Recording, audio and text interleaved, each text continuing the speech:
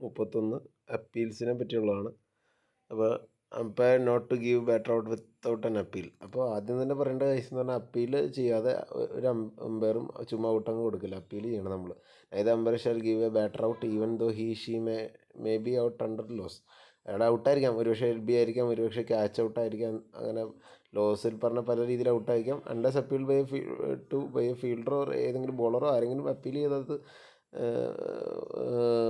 Out കൊടുക്കില്ല. This shall not debar a batter who is out under any of the laws from leaving the wicket without an appeal has been made. അപ്പോൾ നമ്മൾ ചില കളികളിലൊക്കെ കണ്ടിട്ടില്ലേ, സച്ചിനൊക്കെ ഔട്ടാണെന്ന് തോന്നിക്കഴിഞ്ഞാൽ പുള്ളി തന്നെ അങ്ങോട്ട് ഇറങ്ങിപ്പോവും. അപ്പോൾ അങ്ങനത്തെ കേസുകൾ ബാറ്റർ ഔട്ട് ആയി എന്നുള്ളത് നമുക്ക് തീരുമാനിക്കാം. ഔട്ടാണെന്നുള്ള രീതിയിൽ തന്നെ ചെയ്യാൻ പറ്റും. Batter is dismissed if she is either given out by the umpire on appeal or under any of the laws and leaves the wicket. അപ്പോൾ അപ്പീൽ ചെയ്ത് അമ്പയർ ഔട്ട് കൊടുത്താൽ, അല്ലെങ്കിൽ പുള്ളി സ്വമേധ ഔട്ട് എന്നുള്ള രീതിയിൽ ഇറങ്ങിപ്പോയാൽ, ഔട്ടാണ് എന്ന് ഉറപ്പായിരിക്കണം, ആണെങ്കിൽ ഔട്ട് ആയിട്ട് എടുക്കും. Timing of the appeal. For an appeal to be valid, it must be made before the bowler begins his run-up, or if there is no run-up, his bowling action to deliver the next ball and before the time has been called. അപ്പോൾ appeal ചെയ്യേണ്ടത് നമ്മൾ അടുത്ത ball എറിയണതിന് മുമ്പ്, അല്ലെങ്കിൽ അടുത്ത ball ഇപ്പോൾ run up അല്ലെങ്കിൽ അതിൻ്റെ ബോളിങ്ങിൻ്റെ ആക്ഷൻ തുടങ്ങുന്നതിന് മുമ്പ് അപ്പീൽ ചെയ്തിരിക്കണം. അല്ലെങ്കിൽ തന്നെ ഇപ്പോൾ കളി തീരുന്ന ടൈം എന്നുള്ള വിളിക്കുന്നതിന് മുമ്പായിട്ട് ചെയ്തിരിക്കണം. ഇപ്പോൾ അല്ലെങ്കിൽ അത് പിന്നെ അപ്പീൽ ചെയ്തിട്ട് കാര്യമില്ല. The call of over does not invalidate an appeal made prior to the start of the following over. അതായത് ഒരു ഓവർ തീർന്നു കഴിഞ്ഞാലും അതിനും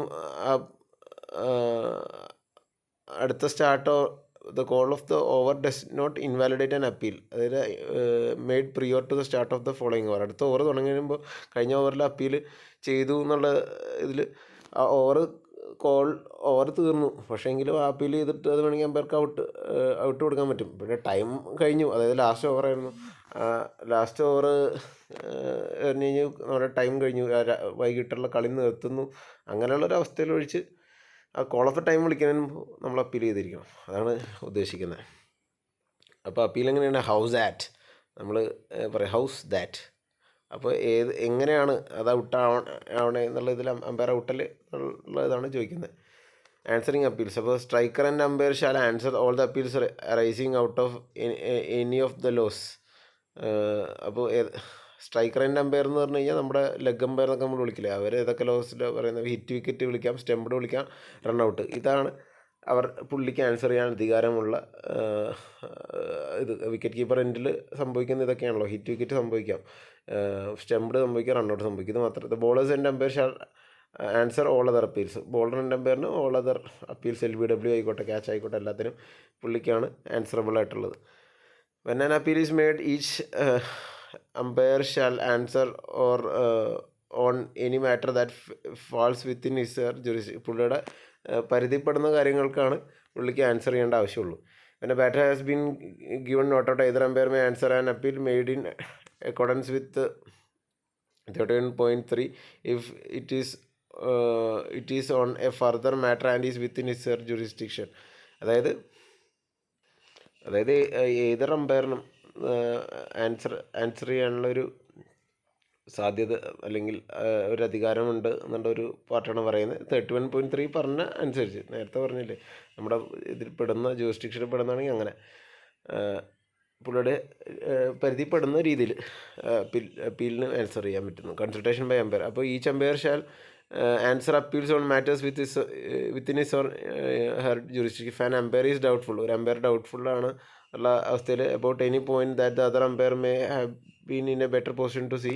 അതായത് ഈ അമ്പയർ ഒരു പർട്ടിക്കുലർ അമ്പയറേക്കാളും മറ്റേ അമ്പയറിന് കുറച്ചും കൂടി എളുപ്പത്തിൽ ആ ഒരു ഔട്ടിൻ്റെ ഡിസിഷൻ എടുക്കാൻ ഉള്ളൊരു പൊസിഷൻ ഉണ്ടെങ്കിൽ he shall consult the latter on this point. അതായത് മറ്റേ അമ്പയറായിട്ട് കൺസൾട്ട് ചെയ്തിട്ട് and shall then give the decision. എന്നിട്ട് ഇപ്പോൾ റണ്ണൗട്ടിൻ്റെ കേസ് മറ്റേ അമ്പയറിനും കൂടി വേണ്ടി ചോദിക്കാം, എന്തായിരുന്നു അതിൻ്റെ അവസ്ഥ, നിങ്ങളെന്താ കണ്ടേ. If after consultation there is still doubt remaining the decision shall be not out. അപ്പോൾ when in doubt not out എന്ന് പറഞ്ഞൊരു ഫോമുല ഉണ്ട്. When in doubt not out. അപ്പോൾ ബെനിഫിറ്റ് ഓഫ് ഡൗട്ട് എപ്പോഴും ബാറ്റ്സ്മാനായിരിക്കും കൂടുതൽ കൊടുക്കാറ്. അപ്പോൾ ആ ഒരു കാര്യമാണ് ഇതിൻ്റെ അകത്ത് പറഞ്ഞിരിക്കുന്നത്. കൺസൾട്ട് ചെയ്യാനുള്ളൊരു അധികാരമുണ്ട്, രണ്ടുപേരും പരസ്പരം കൺസൾട്ട് ചെയ്ത് ഔട്ടാവണോ നോട്ട് ഔട്ടാണോ തീരുമാനിക്കാം എന്നാണ് പറയുന്നത്. batter leaving the wicket under a misapprehension. An umpire shall intervene if satisfied that a batter not having been given out has left the wicket under a misapprehension of being out. The umpire intervening shall call and signal dead ball to prevent any further action by the fielding side and shall recall the batter. അതായത് ഒരു batter സ്വയം ഔട്ടായി എന്ന് വിചാരിച്ച് ഇങ്ങനെ നടന്നു പോവുക. അപ്പോഴത്തേക്കും അമ്പയർ അപ്പോൾ ബാറ്റർ വിക്കറ്റ് ലീവ് ചെയ്ത് അതായത് ഒരു മിസ്അണ്ടർസ്റ്റാൻഡിങ് ലീവ് ചെയ്തുവാണെങ്കിൽ അമ്പയർ വേഗം പുള്ളിയെ തിരിച്ചു വിളിക്കുക. അങ്ങനെ ബോൾ ഡെഡ് വിളിച്ചതിന് ശേഷം ഫീൽഡിംഗ് സൈഡ് വേറെ ആക്ഷൻ എടുക്കാണ്ടിരിക്കാൻ ഡെഡ് വിളിച്ചതിന് ശേഷം പുള്ളിയെ തിരിച്ചു വിളിക്കും. എന്നിട്ട് അതുകൂടാതെ batter may be recalled at any time up to the instant when the ball comes into play for the next delivery. അടുത്ത ഡെലിവറിക്ക് മുമ്പ് എപ്പോഴെങ്കിലും ബാറ്റ്സ്മാനെ തിരിച്ചു വിളിക്കാറുണ്ട്. It is the final wicket of the innings. Final wicket of the innings ആണെങ്കിൽ പിന്നെ അമ്പയറിൻ്റെ ഒരു ഡിസിഷൻ പോലെ ഇരിക്കും. Unless it is A final wicket of the innings, in which case it should be up to the instant when the umpires leave the field. അപ്പോൾ അങ്ങനെയാണെങ്കിൽ umpire field leave ചെയ്യണതിന് മുമ്പായിട്ടൊക്കെ വേണമെങ്കിൽ തിരിച്ചു വിളിപ്പിക്കാം. ഏതെങ്കിലും ഡിസിഷൻ റോങ് ആയി എന്നുള്ള അല്ലെങ്കിൽ ഈ പുള്ളി പോയി എന്നുള്ള അവസ്ഥ വന്നു കഴിഞ്ഞാൽ. പിന്നെ അപ്പീൽ വിഡ്രോ ചെയ്യാനും മറ്റ് ഫീൽഡിംഗ് സൈഡ് ക്യാപ്റ്റന് അധികാരമുണ്ട്.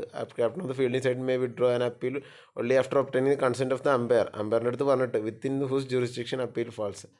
ഏത് അമ്പയറിൻ്റെ ജൂറിസ്ഡിക്ഷനാണ് അത് വരുന്നത് അവരോട് പറഞ്ഞിട്ടുണ്ട്.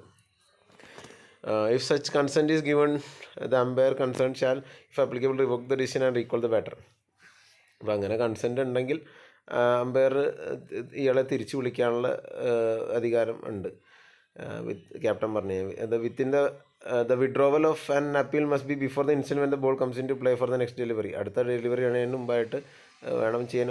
Or if the innings has been completed the instant when the umpires leave the field. അപ്പോൾ ഇന്നിങ്സ് തീർന്നിട്ടുണ്ടെങ്കിൽ അമ്പയർ ഫീൽഡ് വിട്ട് പോകുന്നതിന് മുമ്പായിട്ട് പറയണം. അപ്പോൾ ഇതാണ് നമ്മുടെ അപ്പീൽസിനെ പറ്റിയുള്ള ലോ നമ്പർ 31.